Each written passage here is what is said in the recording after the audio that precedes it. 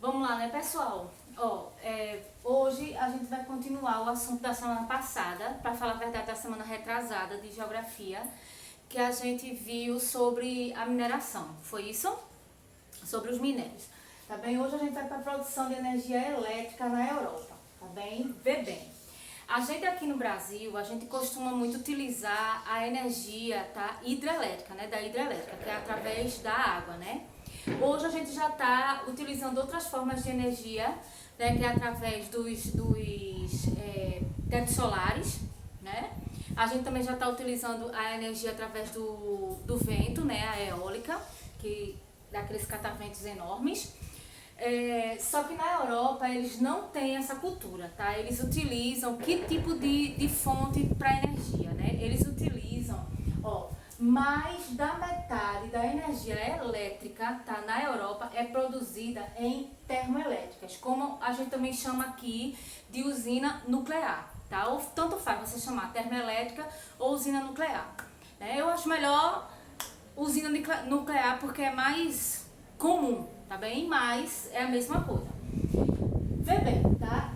Por que a gente chama de usina nuclear? Porque ao invés, tá, da fonte de energia ser a água, né, ou vento, ou a luz do sol, né, eles utilizam esses tipos aqui, de combustíveis, tá? Que são chamados de combustíveis fósseis, né?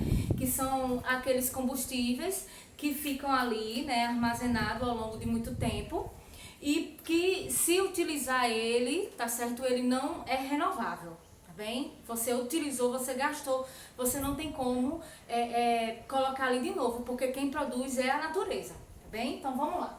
Que combustíveis fósseis são esses, tá bem? O carvão mineral, o petróleo, tá? E o gás natural. Aí vê só. Claro que desses três aqui, tá? O mais utilizado é o petróleo, porque querendo ou não, é o mais fácil de se obter, tá? Aí é que vem, tá? Por causa dessas usinas nucleares, vem a grande preocupação. Que eu vou citar aqui 4, tá? Dessas grandes preocupações. A primeira é o aumento, tá, da emissão de gases por efeito estufa. Que a gente sabe que esse efeito estufa é o que gera, tá, o aquecimento global, né? Então, o aumento elevado da temperatura.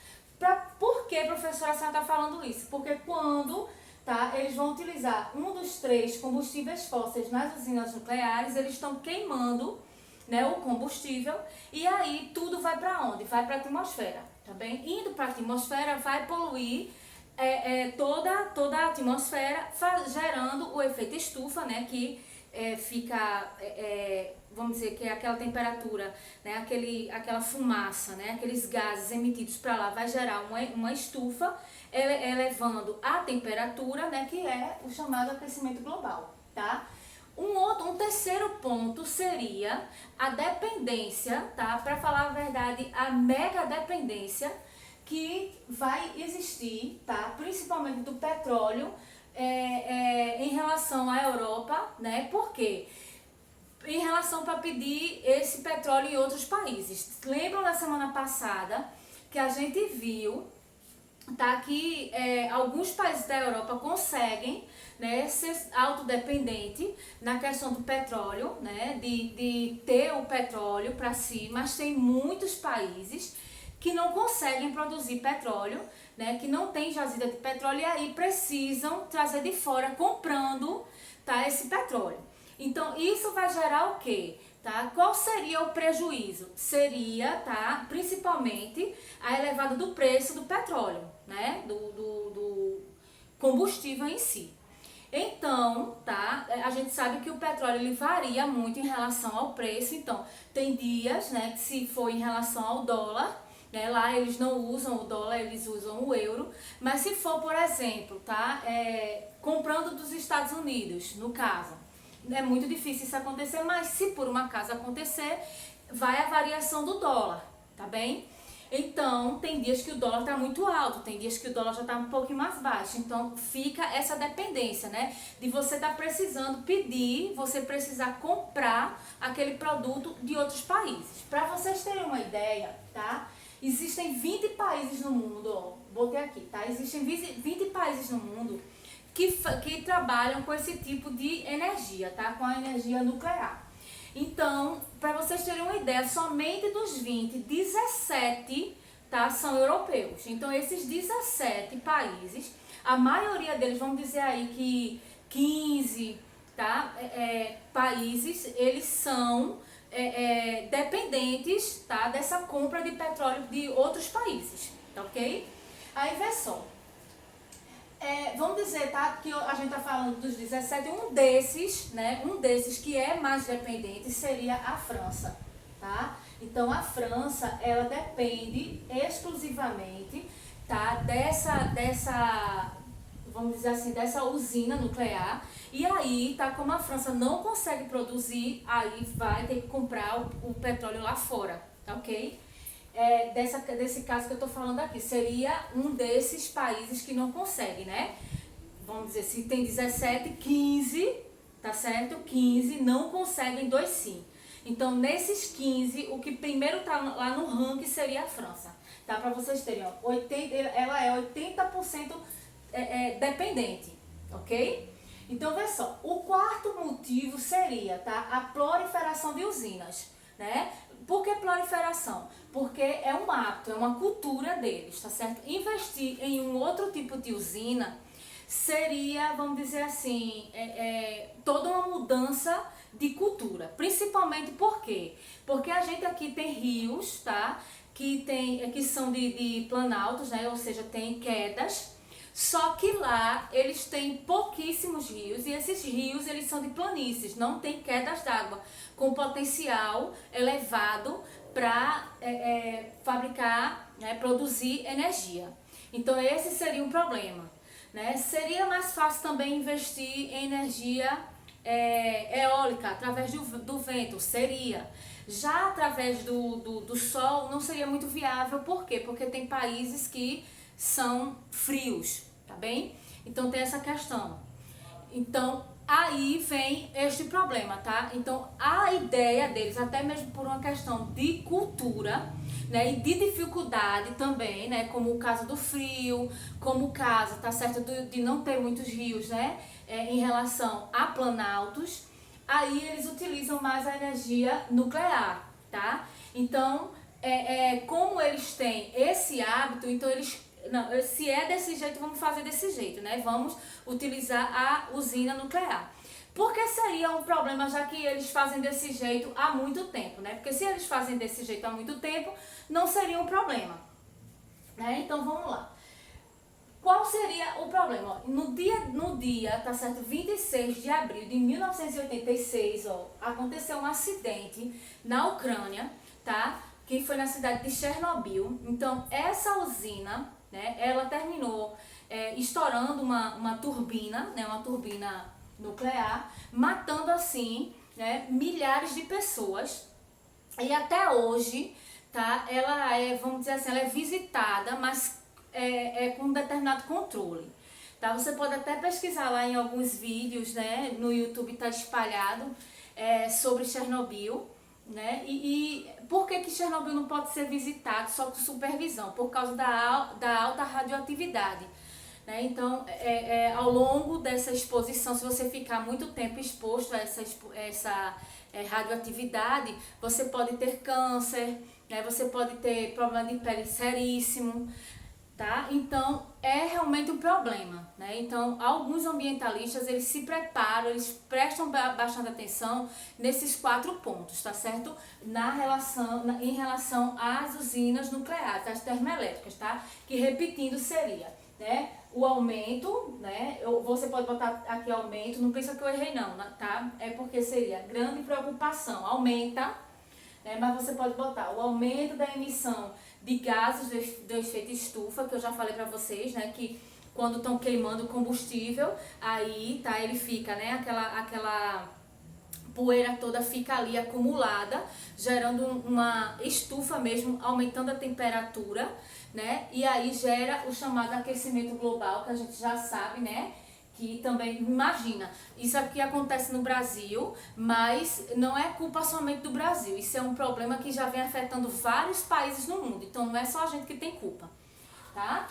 Aí você tem a dependência, né, do petróleo, né, pedindo ou comprando petróleo, pedindo não, comprando, né, petróleo em outros países, porque a Europa, né, a maioria dos países não produzem. E aí a gente teria o quarto, que seria a proliferação dessas usinas, e essa proliferação seria um problema para os ambientalistas por causa do risco de acidentes, tá? Uma usina, uma turbina, né, explodindo, geraria a morte de várias pessoas e ainda o aumento da radioatividade espalhada, tá certo? Então, vê só. Esse aqui foi um grande acidente, tá? Aí a gente vem agora, terminando, a gente vai falar agora, é o seguinte, aqui, mas na Europa não existe usina hidrelétrica, existe, tá? Só que em pequena quantidade. Aqui a gente tá vendo, ó, mais da metade, tá bem? Ou seja, seria 85%, tá certo? De usinas nucleares. Aqui a gente tem 15% de usinas hidrelétricas. Veja a diferença. 85 contra 15, tá? Quem é que está apostando nessas usinas hidrelétricas? Tá bem? Seria, né, a França e a Itália, que tem as suas hidrelétricas, tá certo? Na região dos Alpes, né? A gente tem a Rússia, tá? Que tem a sua hidrelétrica voltada para o rio Volga, que a gente vai ter, tá certo, usinas nesse rio Volga aqui, tá bem, ó, que são as usinas, ó, de Volgogrado e Volkhoven, tá? Só que é o seguinte, a gente pensa, professora, essas usinas aqui que ficam na Rússia, elas são as maiores? Não, tá? As maiores na Rússia, elas não ficam na parte da Europa, e sim na parte asiática, né? Porque a gente, se vocês não sabem, mas sabem, eu vou só relembrar, a Rússia, ela é dividida em duas partes, a parte asiática e a parte europeia, tá bem? Então, as maiores usinas, elas não ficam na parte da Rússia, na Europa, né? Na Europa a gente tem essa parte aqui, ó, tá? Que é a Rússia, né? As usinas que ficam no rio Volga, são essas aqui, ó, Volgogrado, tá? E Volkhoven. E a gente vai ter as maiores usinas da Rússia, elas ficam, tá certo, no rio Yenisei, tá certo? Yenisei, que fica na Sibéria, né? Que é uma parte já mais fria, bem congelada, tá? Na Sibéria. E essas usinas, elas são, ó, Sayano, tá certo? Xuxenchaia, tá? Xuxenchaia, parece algum filho de Xuxa, né? Ou senão aqueles cachorrinhos que a Xuxa bota, né? O nome. Aí tem, ó, Krasnoyarsk, tá certo? São essas três aqui. Essas três, tá bem? Elas são as maiores na Rússia e vamos dizer assim, na Europa, tá? Aí essas três aqui, juntando, né, que são as maiores na Europa, elas são superadas por essas aqui, ó, tá? No mundo, a gente vai ter as usinas hidrelétricas maiores, né? Então, na China, tá? Ou seja, na Ásia, né? Na Ásia, a gente vai ter, ó, as Três Gargantas, tá ok? Que supera essas três aqui, né? Porque essa daqui já é a parte da Rússia asiática, tá? A gente tem Itaipu no Brasil, tá? Simão Bolivar na Venezuela e eu tenho o Gran Coulee nos Estados Unidos, tá certo? Né? Então, o Gran Coulee, ele é a maior, tá? A maior usina hidrelétrica encontrada na região norte, tá ok? A gente vai ter, ó, em relação a esse de cá, tá certo? A assinatura do protocolo de Kyoto, ele já vai ser, esse protocolo, ele vai ser um documento assinado por vários países, tá?